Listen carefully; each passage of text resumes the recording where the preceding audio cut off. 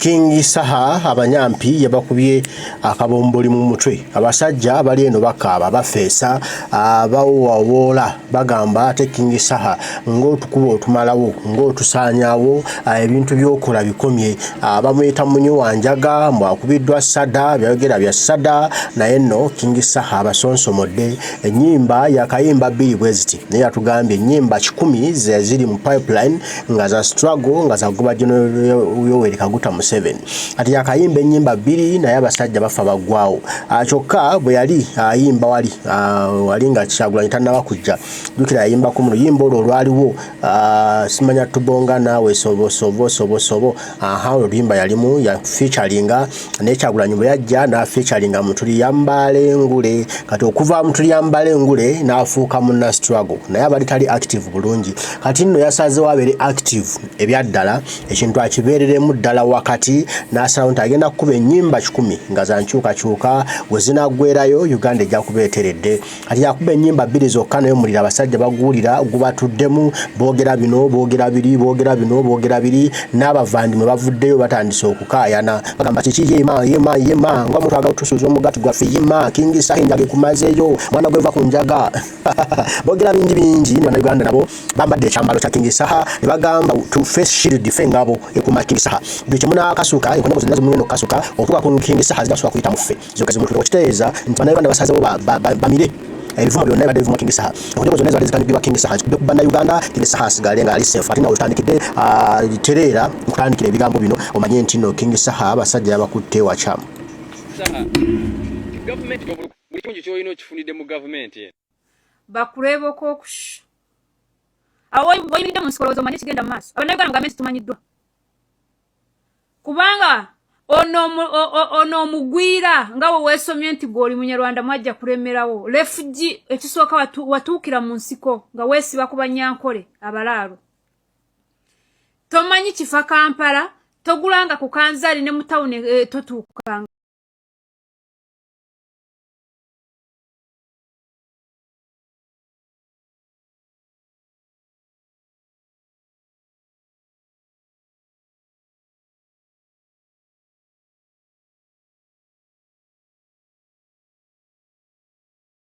bayo tomanyi luguudo orubi lwolaba lweyo enteze lukoze kati banaye tumanyiddwa kati nawe mbwoveyo ogerege King Saha nga bw'otunula omusokoolemu ebyenda olundira nte balala n'otuusa eri n'ojja n'okola kinokama n'ofuna amata kati ojja oteese Kampala ekibuga okitambula gwe gasiya buloolo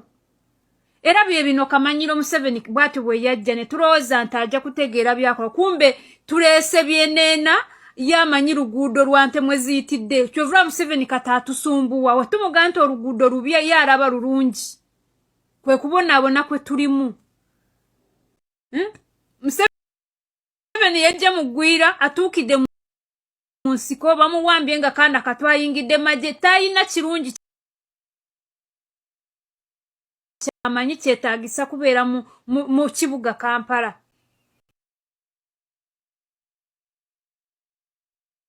ate we yatuuka ne tumugulira amasuuka nawe okwebaka awe yalowooza buli kimu kiteredde era buli kimu kike bane tumanyiddwa bannayuganda mwena mugaye tutumanyiddwa gw'oli refugee ekyokusoya mwali badde n'eri mu kampu nanti bya Museveni byatumanyiziza mwali sose kubeera eri mu kampu olyoke tukuwe papulo tuke mu bantu oli wano tuwogganira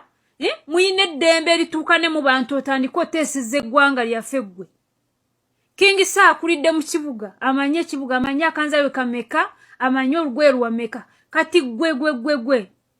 kona kasokoolemu ebyenda kali kayimidde mu nsiko nawe mboteeseza ekibuga tumanyiddwa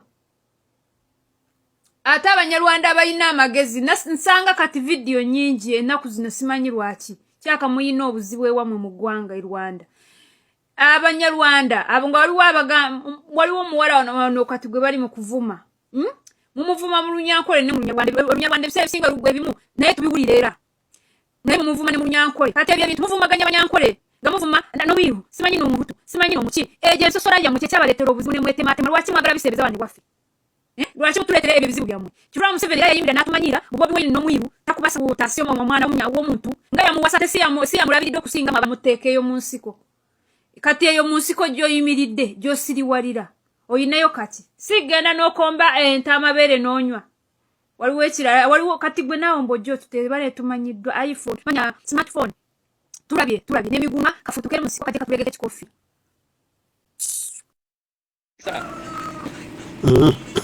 Omwana asobozezza obusobozi obunene abantu sobola siyamanyi kusoboza yala banali kale ekituliko kya King Saha mu gatandise bwe wadde twali yamusente bali mukono muguno yabwe wadde olw'obulumi bwalina ku ggwanga lya Uganda enfuga erifugibwamu n'alumwa nnyo n'agamba ati nina okuba ku kyenkola ntaase Uganda yange nina okuba ku kyenkola ntaase ebbanga lyange n'atabantu atabusobongo wabudde ddala bimutugamba bimuleta okubamu ennyimba bwezemesezi balisaa olumi wagwanga kobikozesa ekigera kyekituufu akasajja kayima asajja kadidde abantu nyaka kabitamene kabiteka mulimba kikasa kusigera tewali muyimbi kubawe mutugamba ategeere atakosa beragada asola ba mulimba bwetyo kusigera ndatulo bakinsai muyimbi asinge dobozi olimba oluiza asola okukali abantu oli so emotion kusigera kuuliza engeri yaddemu ebibi tamene kosa abantu ne dobozi kusigera ndeke kina kuwasani kyo muyimbi asinge dobozi mugwanga sabaye dobozi alikozese okugera ebimu abantu kyo dobozi okugamba kusigera babanga asinge dobozi mugwanga asinge kwanga nakali asaga dalira gikoso okugera ebimu abantu bwe dobozi nga wiyawe yameta yawe okugenda kugamba ki kusigera nasonga bya abantu fazo bali yibanga kone bali kwa kwa mabana cha kwa Pase, yana cha pipa cha Saha ya bi chegera mugina mugabachi chegera that is King Saha for you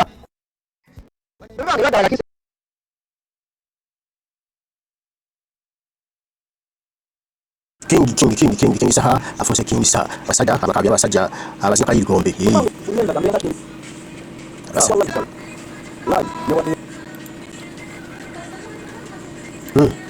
King Saha afose King Saha basajja basubitamu ati trendinga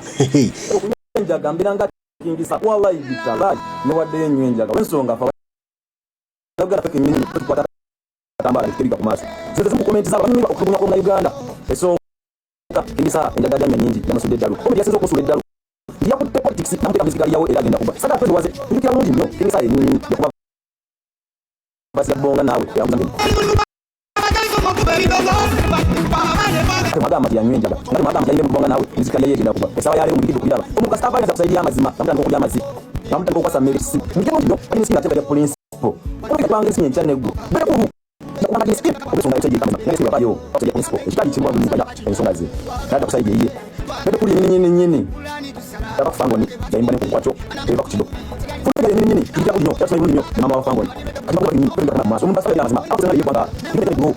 mbasa ya lazima na mwita Saha ya kila siku ya yibanga ndio mbona mwata ni sasa kuna ya mangu ande kuna bakuji una goma sana kukuba atizo wali wazazi woze watambira mbeba kumi na mukoze buli kimu kwa bakubi akanyumira kawulira n'iki kula mutanga bicaye abanyigirizi babo ngabicaye namba yagala kubaluka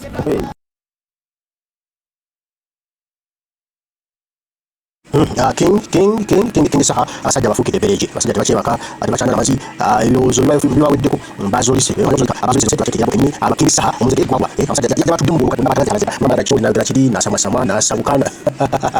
King Saha big man abasajja obatadde kaliro omuziki babulira bajja kubulira base kwegiza muna subulira twagala kwegiza wali mu matumuli babulira tabanise kama kubanya yali bazi omuziki bafuka kuzawa nebegali amusenge ngabuza n'ogwa King Saha begali amuzi yafe n'ebisenge byabwe babuliza omuvumu bwesubira mbanega kyagenda bufuna mundi omukuomu yabalana leero King Saha nena abala kakenya kuvayo mpolampola nanti byokufiira waliwo bakakazana toli bakasula kusisana kuba kyekya nasho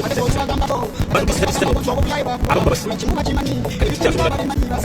obuvumu bugenda kusaasanya Abannayuganda bonna ffenna paka wenawe enamba egenda okujja amasajja Bobi Wine kugamba nti buli omu mukwata kiyinza okubayo naye tojja kusaba waliwo esibiki y'abasuubuzi nga bali mu maaso ga Museveni baaleweseza obuvumu kitegeeza nti obuvumu bugenda busaasaana wamu buli muntu kimu tugenda kutuuka ekiseera nga obuvumu bulumye Uganda yonna n'oyo abadde atya okwogera agenda kutuuka ekiseera ekijja mu myaka oba egikulukiza emyaka naye ate bwana n'ennuga abantu bawulira omusimbe ogujja naye ngera bonna alaba abantu nga bwalaba mukwano gwoli n'ava wali omugamba omulongo obuluntalina ebbanga lye okufa naye nga nawe witoke n'abali bavumenta batula omusinde bavu abamala bazeta n'okwekiri naye King Saha bwe bali nnyo Uganda Tuyanziza King Saha fuuse King Saha abasajja abatumeze bisenge abasajja abakwaza kunkalaga abasajja abatusiza mu buli nsonda abasukunze bwati anyimba bbiri zokazi akayimba ngati akuwadde meta alupime ya nyimba 10 bwetu so nanga za kujja konna chama jajino musemi kiwa cha struggle agende mu ekibuli struggle agende mu ekijinji ata kusimude kamanyi senta mu Bawoloma president yatugamba nti abantu bajja kunyiga nayo banisha wa makuru msanga yechayi yesawe yokuyichawa mu Uganda badacha bakatengo ngoba akatengo akatongo katumeseza okufuna kanya katumeseza n'ekyo katuka katumeseza ku ebali mpanga yafe munywanyi ngoba akatengo sobole kubanga tweyagalira mu Uganda eno bagala nnyo n'abali ku kubako adunda Uganda mu byashafe banebeza abakumi atya kutudamu ebigambo tubigambe anabakiriza mwera